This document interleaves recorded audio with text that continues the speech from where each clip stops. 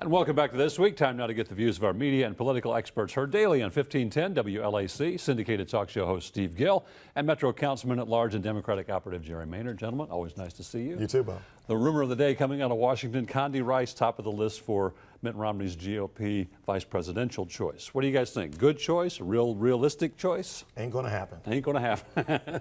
I love Rice as a side dish, and I think she would be a spectacular Best choice. line of the day. We just started. She is somebody that is remarkable. She has a great story. She helps you cut against the Romney is a racist card. She helps you cut against the gender gap. However, I think the only reason she's being talked about is there are people trying to push her on Romney rather than the fact that I think the Romney inner circle is considering her.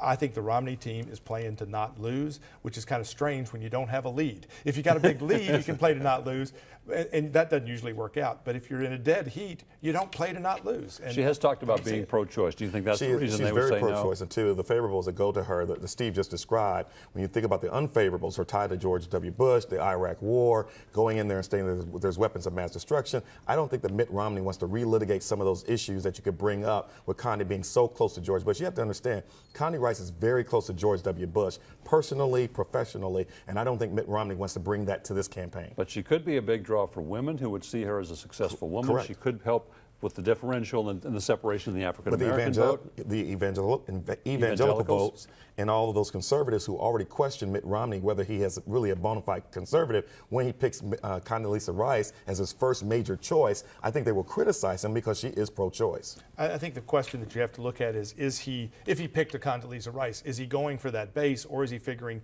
this is what wins over those independents? I don't think a Condoleezza Rice, for example, moves a significant portion of the black vote. It may move 1 point, may move 2 points, but what it moves are those folks that may be white independent voters that go, okay, he's acceptable, I like the team, and that's what they got to be evaluating. And I'm not sure, again, how that plays. I'm sure they're polling the heck out of this stuff. I think, frankly, she would play better even with the base than a more safe pick like a Pawlenty, like a Rob Portman. Portman's tied to Bush as well, but you get some sizzle with Condoleezza Rice. And we've all covered a lot of political campaigns. We know what this is all about. These are trial balloons thrown out there, and we're going to see these trial balloons of different names tossed out between now and the convention, won't we? Here's the other thing, too. The economy is the argument that Mitt Romney wants to stay on. Condoleezza Rice does not bring you anything regarding the economy. She helps you with foreign policy. So if it was an issue of foreign policy, Condoleezza Rice would be a better choice if we were dealing with foreign policy issues. If Mitt Romney ran again that Obama was weak on Syria, Libya, and all these other foreign policy issues, then you bring the bona fides of Condoleezza Rice on board as his teammate. I don't think that's what they're going to focus on. They're going to focus on jobs. Again, I think that would be right if you didn't have the opportunity, maybe, particularly for those soccer moms, particularly for those security moms, and for blue-collar white males that are concerned about the national arena. You've got Vladimir Putin in Russia starting to kind of push us, edge us. You've got things falling apart in Syria, in Libya, in Egypt. I think there is an element, again, within that independent swing voter, perhaps in those swing states, where that security issue, that national security issue may matter, and she may play to that. Again, we're going to be down to playing a few cards in a few precincts. And as we were talking just a moment ago off the air, what matters in some small segment in Ohio or Nevada or Virginia may take precedence over what we think is a national issue because it moves just those few folks in a state that really matters. Maybe we can explain a little bit to our viewers what we're talking about. The polls show it's a dead heat, but what really matters, what we're talking about, is the polls in the 15, 7, however many toss-up states you want to say are out there. Those are the states that are going to decide this election, and those are the polls that are really important. The national poll is not really significant right now because we already know who's going to win California and New York. We already know who's going to win Arizona. Who's going to win Tennessee? Who's going to win Tennessee. What you need to look at, what's going on in Virginia, Ohio, Pennsylvania, Florida, New Mexico, Colorado. Those are the states that are going to be in play. When you look at North Carolina, is North Carolina in play or out of play? I don't care about the national polls. I care about the polls in North Carolina, Virginia, New Mexico. Here's why, and as Steve and I were talking, is that not only do they have to look at what's going on in New Mexico, you got to look at the neighborhoods and precincts that are competitive, where there's a 50-50 Democrat-Republican, or maybe Obama won in 2008 by 2 points.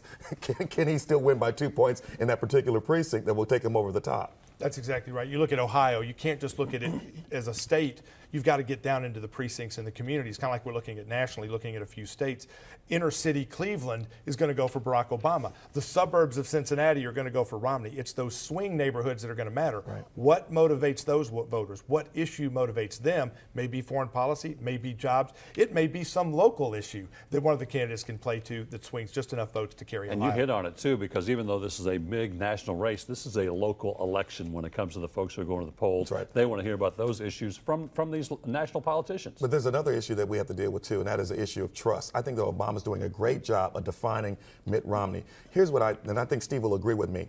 If you want to be the president of the United States and you don't want to disclose your tax returns, why are you running? All of us know if you're going to run for governor or president, you have got to release your tax returns. Why are you hiding your money in Cayman Islands? Why are you hiding your money in Swiss bank accounts? I think Obama's doing a great job of dealing with Bain. Why would you file with the SEC that you are the CEO, the sole stockholder, and you are the managing director, and then you say, oh, but by the way, I had nothing to do with the decisions made by Bain? He should have been better prepared. And I'll make this last point. If Santorum had any money, had he had any organization, had he had any structure, imagine Santorum spending $50 million pounding Mitt Romney on Bain. I think the Santorum would be the presidential nominee right now. I think when you look at the polls, the whole Bain issue is irrelevant to most of the voters, and particularly when you look at the fact that the Obama administration is overplaying it and misrepresenting it, like just this week claiming that somehow Romney was running Bain years after he left Bain, and the documents prove it. Misrepresenting the truth, I think, does hurt the credibility of the president. I think the other issue in all this kind of foreign stuff, like the outsourcing tour the president took this week, the president was out there blaming Mitt Romney for outsourcing jobs while driving through Ohio in a bus made in Canada. I think that does hurt his credibility, and it doesn't play well. I think it goes back to trust again, is that you have to define Mitt Romney. Everybody knows what Barack Obama is, but you don't know who Mitt Romney is, and it goes back to trust. If I was President Obama, here's what I would say.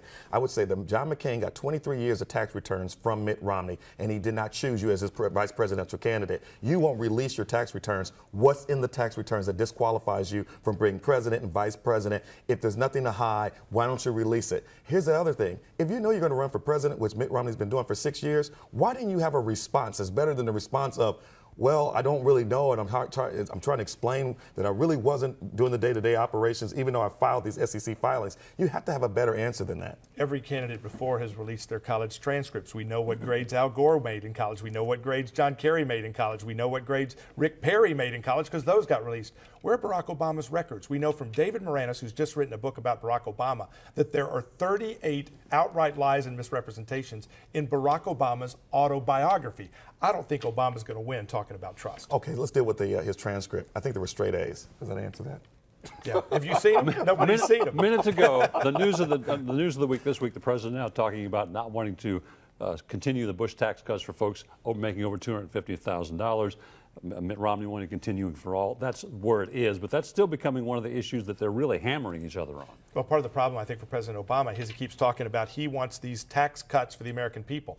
Keeping the tax rates where they are for a lot of people is not a cut. You'll be paying the same thing you are now for one more year, and then your rates will skyrocket. The Supreme Court has just handed down an opinion that says Barack Obama brought us the biggest tax increase in history with the Obamacare tax. I don't think the tax issue is going to play well for Obama. 15. Basically, you have the tax cuts are going to expire this year. If you don't do anything, they expire. So you have to do something. Congress has to take action. Obama has laid his cards on the table. Keep the tax cuts for $250,000 and below. Mitt Romney says, no, keep them. You cannot keep the tax cuts there and still balance the budget unless you just cut everything. And so you have to have a balance. And the president is giving you a balanced approach, which I think will win in November. Jerry Maynard, Steve Gill, appreciate it. Stay with us. This week continues in a moment.